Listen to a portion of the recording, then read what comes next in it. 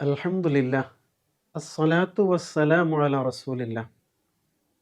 സ്നേഹനിധികളായ മക്കളെ, അസ്സലാമു അലൈക്കും വറഹ്മത്തുള്ളാഹ്. അള്ളാഹു നമ്മെ അനുഗ്രഹിക്കുമാറാവട്ടെ. ഇന്നത്തെ ക്യൂ സ്പോട്ടിലേക്ക് എല്ലാവർക്കും ഹൃദ്യമായ സ്വാഗതം. ഇന്ന് നാം വിശുദ്ധ ഖുർആനിലെ 112-ാമത്തെ സൂറ അഥവാ അൽ ഇഖ്ലാസ് ആണ് പഠിക്കുന്നത്. നമുക്ക് സൂറത്തുൽ ഇഖ്ലാസ് പാരായണം ചെയ്തിട്ട് വിശദീകരണങ്ങളിലേക്ക് പോകാം അല്ലേ. അഊദു ബില്ലാഹി മിനശ് ശൈത്വാനിർ റജീം. ബിസ്മില്ലാഹിർ റഹ്മാനിർ റഹീം. ഖുൽ ഹുവല്ലാഹു അഹദ് അല്ലാഹുസ് സ്വമദ് ലം യലിദ് വലം യൂലദ് വലം യകുൽ ലഹു കുഫുവൻ അഹദ്. സൂറത്തുൽ ഇഖ്ലാസ് ആകെ 4 സൂക്തങ്ങളാണ് അല്ലേ. ഖുർആനിൽ 4 സൂക്തങ്ങളുള്ള വേറെ എത്ര സൂറത്തുകളുണ്ട്? ഒന്ന് പരിശോധിച്ച് കമൻ്റ് ചെയ്യണം. സൂറത്തുൽ ഇഖ്ലാസ് വളരെ സവിശേഷമായൊരു സൂറയാണ് അല്ലേ. നമ്മൾ നേരത്തെ അൽ മുഅവ്വിദത്താനി പഠിച്ചല്ലോ, അന്നാസും അൽ ഫലഖും. ഇതോട് ചേർത്ത് തന്നെ പഠിക്കേണ്ട ഒരു സൂറയാണ് സൂറത്തുൽ ഇഖ്ലാസ്. സൂറത്തുൽ ഇഖ്ലാസ്, അൽ ഫലഖ്, അന്നാസ്, ഈ 3 സൂറകൾക്കും കൂടി ഒരു പേരുണ്ട്. എന്തായിരിക്കും? അൽ മുഅവ്വിദാത്ത് എന്നാണ്. അൽ ഫലഖിനും അന്നാസിനും കൂടിയിട്ട് അൽ മുഅവ്വിദത്തൈനി എന്നൊരു പേര് പഠിച്ചല്ലോ. 2 അഭയാർത്ഥന സൂറകൾ. ഈ സൂറ കൂടി ചേരുമ്പോൾ 3 എണ്ണമായി, പ്ലൂരലായി മാറി. അപ്പോൾ പുതിയൊരു പേര് അൽ മുഅവ്വിദാത്ത്, അഭയാർത്ഥന സൂറകൾ എന്നായിട്ട് മാറുന്നു. അത് പ്രത്യേകം ഓർത്തിരിക്കേണ്ട ഒരു കാര്യമാണ്. അൽ ഇഖ്ലാസ് എന്താ വാക്കിൻ്റെ അർത്ഥം? നമ്മൾ സാധാരണ ഉമ്മമാരൊക്കെ പറയുന്നത് കേൾക്കാറില്ലേ, അയാൾ നല്ല ഇഖ്ലാസ് ഉള്ള ആളാണെന്നൊക്കെ കേൾക്കും.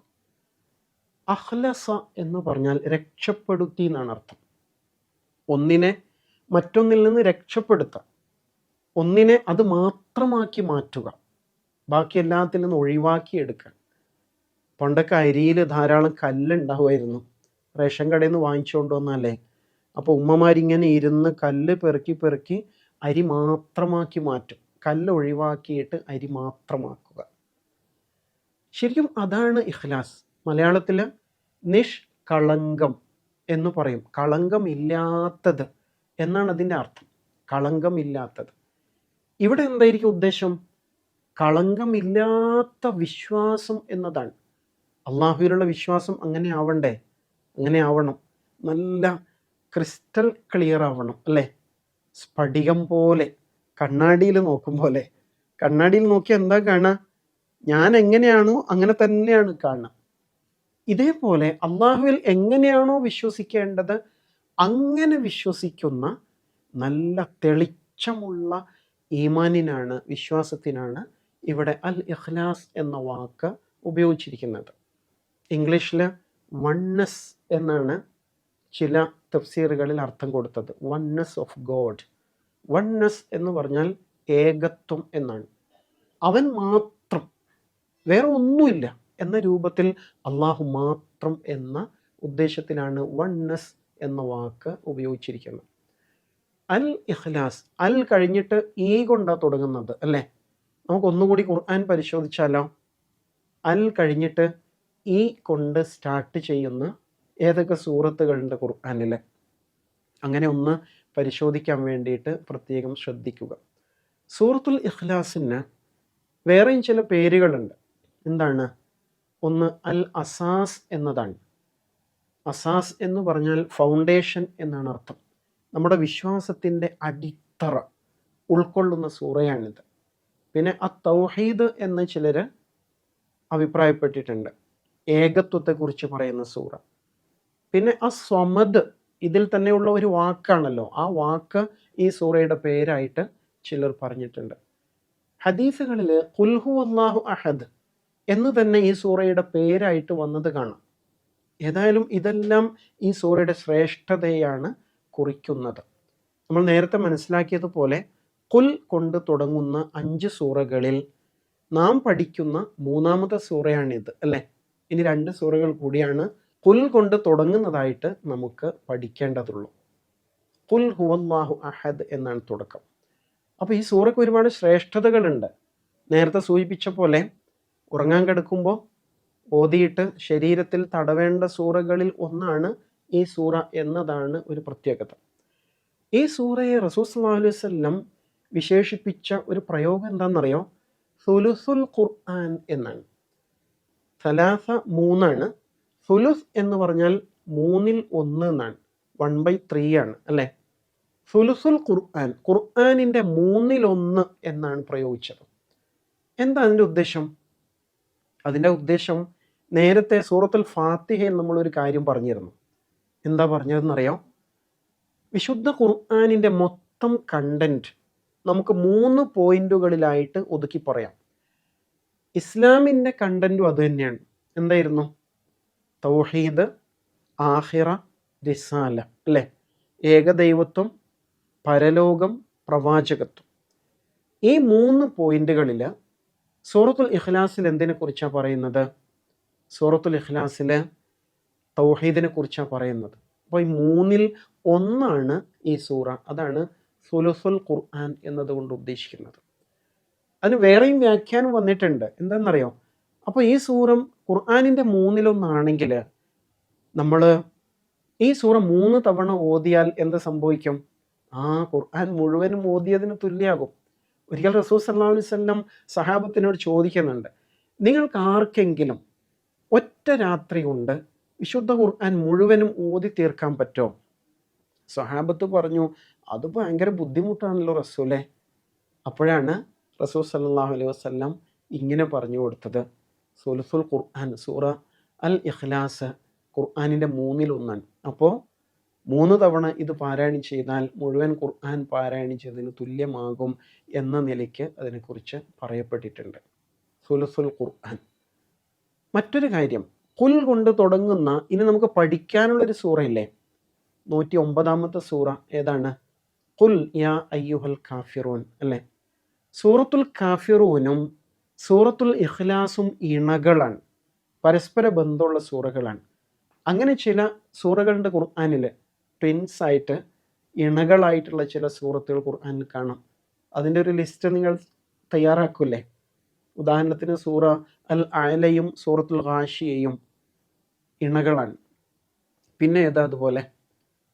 സൂറത്തുൽ ലുഹയും സൂറ അലം നഷ്റഹും അങ്ങനെ പറയാം. ഇനിയും ഇതുപോലുള്ള സൂറകൾ കാണും. നമസ്കാരത്തിലൊക്കെ പലപ്പോഴും ഒന്നിച്ചാണ് അവ പാരായണം ചെയ്യാം.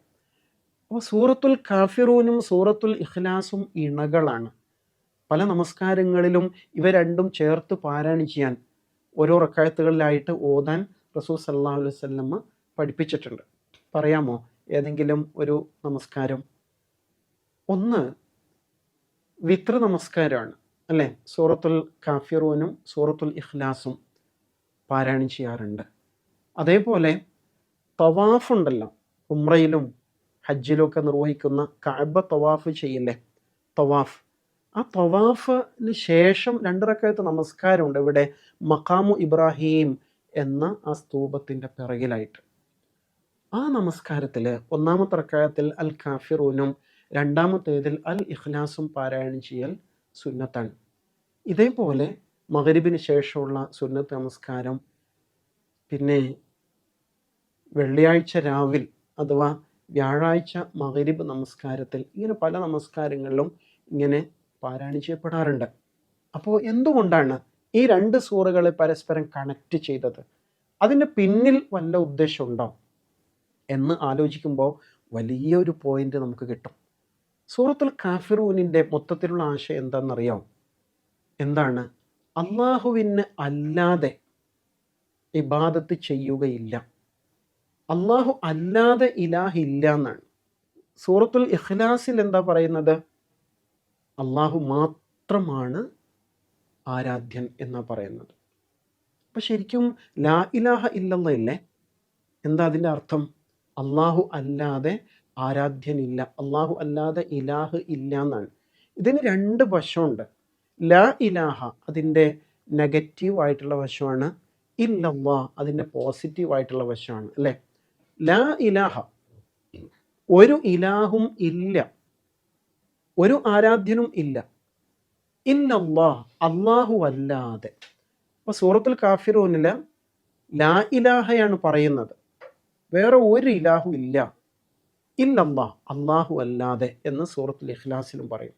അപ്പോൾ ലാ ഇലാഹ ഇല്ലല്ലാ എന്ന കലിമത്തു തൗഹീദ്, ഏകത്വത്തിൻ്റെ ആ വചനമുണ്ടല്ലോ, നമ്മുടെ വിശ്വാസ പ്രമാണത്തിൻ്റെ അടിത്തറ ഈ രണ്ട് സൂറകളിലുമായിട്ട് ചേർന്ന് നിൽക്കുന്നു എന്നത് ഈ രണ്ട് സൂറകളെയും പരസ്പരം കണക്റ്റ് ചെയ്തതിൻ്റെ ഒരു ഉദ്ദേശമായിട്ട് വ്യാഖ്യാനിക്കപ്പെട്ടത് കാണാം. അത് നല്ലൊരു പോയിൻ്റാണ്.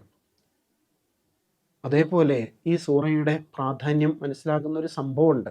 എന്താണെന്നറിയാം, ഒരു ഇമാം, റസൂൽ സ്വല്ലല്ലാഹു അലൈഹി വസല്ലമയുടെ കാലഘട്ടത്തിൽ ഒരു ഇമാമ് എല്ലാ നമസ്കാരത്തിലും എല്ലാ റക്അത്തിലും സൂറത്തുൽ ഇഖ്ലാസ് ഓതും. ഒച്ചത്തിൽ ഓതുന്ന നമസ്കാരമാണെങ്കിൽ അൽ ഫാത്തിഹ കഴിഞ്ഞിട്ട് അദ്ദേഹം ഒരു സൂറത്ത് ഓതും, പിന്നെ സൂറത്തുൽ ഇഖ്ലാസ് ഓതും.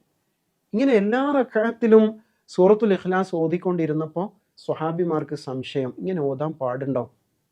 അവർ റസൂൽ സല്ലല്ലാഹു അലൈഹി വസല്ലമയുടെ അടുക്കൽ കംപ്ലൈൻറ്റ് പറഞ്ഞു, ഇങ്ങനെ ഒരു ഇമാമുണ്ട്. അപ്പോൾ റസൂൽ സല്ലല്ലാഹു അലൈഹി വസല്ലം അദ്ദേഹത്തെ വിളിപ്പിച്ചിട്ട് ചോദിച്ചു, എന്തുകൊണ്ടാണ് താങ്കൾ ഇങ്ങനെ ഓതുന്നത്? അപ്പം അദ്ദേഹം പറഞ്ഞു, ഞാൻ ഈ സൂറയെ വല്ലാതെ സ്നേഹിക്കുന്നു, ഞാൻ അള്ളാഹുവെ സ്നേഹിക്കുന്നു, അതുകൊണ്ട് തന്നെ അള്ളാഹുവെക്കുറിച്ച് പറയുന്ന ഈ സൂറയെ സ്നേഹിക്കുന്നു റസൂലെ. അപ്പോൾ റസൂൽ എന്താ പറഞ്ഞെന്നറിയാം, എങ്കിൽ ഈ സൂറത്തിനോടുള്ള സ്നേഹത്താൽ അള്ളാഹു താല താങ്കളെ സ്വർഗത്തിൽ പ്രവേശിപ്പിക്കും എന്നാണ് പറഞ്ഞത്. അപ്പോൾ അതിനാൽ ഈ സൂറ നിരന്തരമായിട്ട് നമ്മൾ ഓതുമ്പോൾ നമ്മൾ അള്ളാഹുവിലേക്ക് വല്ലാതെ അങ്ങ് അടുക്കും അല്ലേ. ആ നിലക്കാണ് ഈ സൂറയുടെ സെറ്റപ്പ് എന്ന് മനസ്സിലാക്കാം. അള്ളാഹു താല ഈ സൂറയെ സംവിധാനിച്ചിരിക്കുന്നത് ആ ശൈലിയിലാണ്, അള്ളാഹുവിനെ കുറിച്ച് മാത്രം പറയാൻ. നമ്മൾ അള്ളാഹുവെ അത്രയും സ്നേഹിക്കുന്നു, നെഞ്ചോട് ചേർത്ത് കൊണ്ട് നടക്കുന്നു, ഓരോ ശ്വാസോച്ഛ്വാസത്തിലും അള്ളാഹു കൂടെയുണ്ട് അല്ലേ. എങ്കിൽ ആ അള്ളാഹുവെ ഓർക്കാൻ, അവൻ്റെ കൂടെ കഴിയാൻ ഈ സൂക്തങ്ങൾ, ഈ 4 സൂക്തങ്ങൾ അടങ്ങുന്ന ഈ കുഞ്ഞു സൂറ നമുക്ക് ഏറ്റവും പ്രയോജനപ്പെടും. ആ നിലയ്ക്ക് കാച്ചിക്കുറുക്കിയെടുത്ത ഒരു സൂറയാണ് സൂറത്തുൽ ഇഖ്ലാസ്. ഈ സൂറ അവതരിച്ചതിൻ്റെ പിന്നിലൊരു കാരണമുണ്ട്.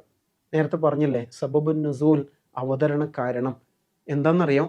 മക്കയിൽ റസൂൽ സല്ലല്ലാഹു അലൈഹി വസല്ലം ഇസ്ലാമിനെ കുറിച്ച് പറഞ്ഞു തുടങ്ങി, അള്ളാഹുവിലുള്ള വിശ്വാസത്തെക്കുറിച്ച് പറഞ്ഞു തുടങ്ങി. അപ്പോൾ മക്കയിലെ ചിലർ റസൂൽ സല്ലല്ലാഹു അലൈഹി വസല്ലമയെ കളിയാക്കിക്കൊണ്ട് ഒരു ചോദ്യം ചോദിച്ചു, അല്ല മുഹമ്മദേ, നിന്റെ ദൈവത്തിൻ്റെ കുലം, വംശം ഏതാണ്? അതിൻ്റെ ഫാമിലി നെയിം എന്താണ്? നിന്റെ ദൈവത്തെ കല്ലുകൊണ്ടാണോ, ചെമ്പുകൊണ്ടാണോ, സ്വർണം കൊണ്ടാണോ, മരം കൊണ്ടാണോ, എന്തുകൊണ്ടാണ് ഉണ്ടാക്കിയത്?